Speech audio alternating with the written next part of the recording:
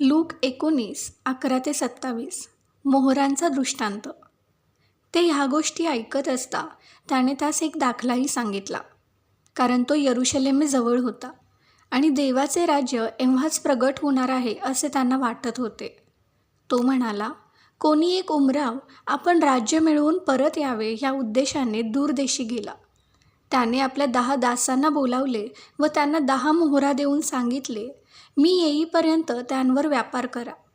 त्याच्या नगरचे लोक त्याचा द्वेष करीत म्हणून त्यांनी त्याच्या मागोमाग वकील पाठवून सांगितले, ह्याने आम्हावर राज्य करावे अशी आमची इच्छा नाही. मग असे झाले की तो राज्य मिळवून परत आल्यावर ज्या दासांना त्याने पैसा दिला होता त्यांनी व्यापारात काय काय मिळवले हे पाहावे म्हणून त्याने त्यास आपणाकडे बोलावण्यास सांगितले. मग पहिला त्याच्या समोर येऊन म्हणाला, महाराज, आपल्या मोहरेवर मी 10 मोहरा मिळवल्या आहेत. त्याने त्याला म्हटले, शाब्बास भल्या दासा, तू लहानशा गोष्टीत विश्वासू राहिलास म्हणून 10 नगरांवर तुला अधिकार दिला आहे. नंतर दुसरा येऊन म्हणाला, महाराज, आपल्या मोहरेवर मी 5 मोहरा कमविल्या आहेत. त्यालाही त्याने म्हटले, तुलाही 5 नगरांवर अधिकार दिला आहे.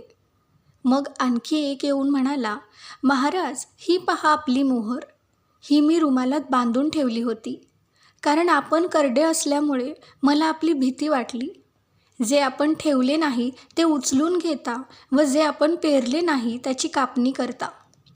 तो त्याला म्हणाला, अरे दुष्ट दासा, मी तुझ्याच तोंडाने तुझा न्याय करतो. मी करडा माणूस आहे, जे मी ठेवले नाही ते उचलून घेतो व जे मी पेरले नाही त्याची कापणी करतो हे तुला ठाऊक होते काय?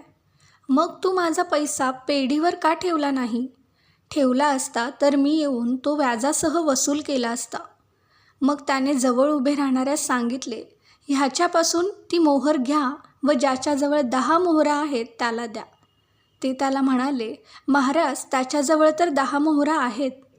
मी तुम्हास सांगतो, ज्या कोणाजवळ आहे त्याला दिले जाईल आणि ज्याच्याजवळ नाही त्याचे जे आहे ते देखील त्याच्यापासून घेतले जाईल. आता ज्या माझ्या वैऱ्यांच्या मनात मी त्यांच्यावर राज्य करू नये असे होते त्यास येथे आणा व माझ्या देखत ठार मारा.